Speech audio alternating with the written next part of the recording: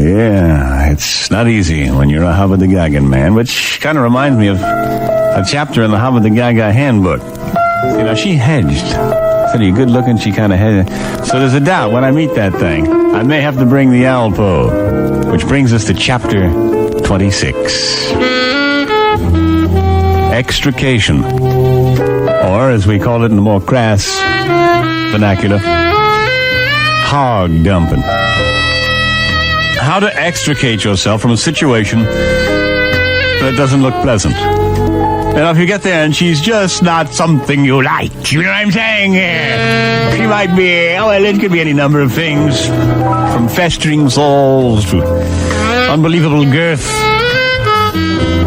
So, what do? Well, you know, there are some guys that would just turn on the heels and say, holy jeez, look at this. Arf, arf, arf, arf. Hey, what do you want, some raw hamburger for dinner? Take a hike. That's not nice. You have to have some conscience if you're going to be a Hobbledogaga man.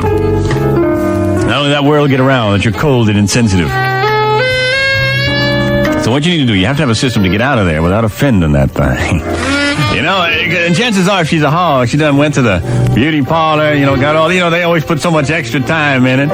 You know, probably gusted themselves up for 2 hours, putting that makeup on, taking it off, changed clothing 4 times. You know, they went through a lot of shame and telling everybody they had a date for 3 weeks. A lot of times the mother's there. A lot of times their friends will be there. They want to, hey, you hear that? Annie's got a date. Wonder who the bozo is, you know? So you can't embarrass her in front of the friends and everything. So you have to have a way to get out of it. If you get there and we're talking unbelievable hog. I mean, if you could see the harpoon scar on her side. I mean, if she got more chins than a Chinese phone book. I mean, if she is just nasty, stinking. How do you get out of there? Well, you have your choice of 2 ways. One of them is pretty good. See, just to be sure you have a buddy, take down her number.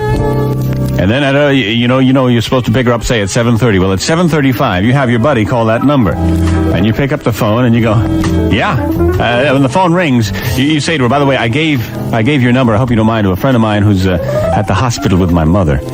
And he's there at the bedside. I figured I could take a couple hours away. Well, what's wrong with you, Mother? Well, she hasn't been well for some time, and I like to leave a number where I'm going to be in case there's any change. And then the phone rings 5 minutes later, and of course it's for you. And you take the phone, you go, yeah? Uh-huh. My God! What? Mama! Mama! And you slam the phone down, and she goes, can I help you? You say, Mama!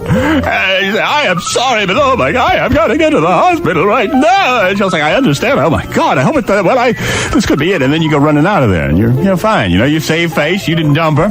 You know, you had to go, and if there's any friends or her parents are there, they'll understand. Oh, good, he loves his mother so much. You know, you're out of there, and then you can look for something else, you know? But if it's really a calculating hog, she may call the hospital looking for me and say, do you have a Mrs. Greaseman Ellie booked in there? You know, in which case then she catches you in your lie. There is one foolproof method. The real man way of extrication. Before you leave the house, you take a little tiny bottle of syrup of ipecac and you put it in your pocket. And as anybody knows, it's raised children. Syrup of ipecac is available at the drugstore, and it makes you heave your guts. You know, if you accidentally ingest some poison or something, you call the poison control center, you tell them what you've ingested, and if they think it's, you know, safe for you to throw up, they say, yeah, and you take the syrup of ipecac and you heave your guts like you've never heaved them in your life. So you keep this in your pocket. Now, if she's a real hog, you look at her and you go, oh my God. So when she's not looking, or you step in the bathroom ostensibly to, you know, tinkle, you just down that whole bottle of syrup of ipecac. And you say, okay, we ready? And it takes a couple of seconds. By the time you get to the parking lot, she'll be smiling, saying, I'm really looking forward to tonight. That's when it'll hit you. And you go,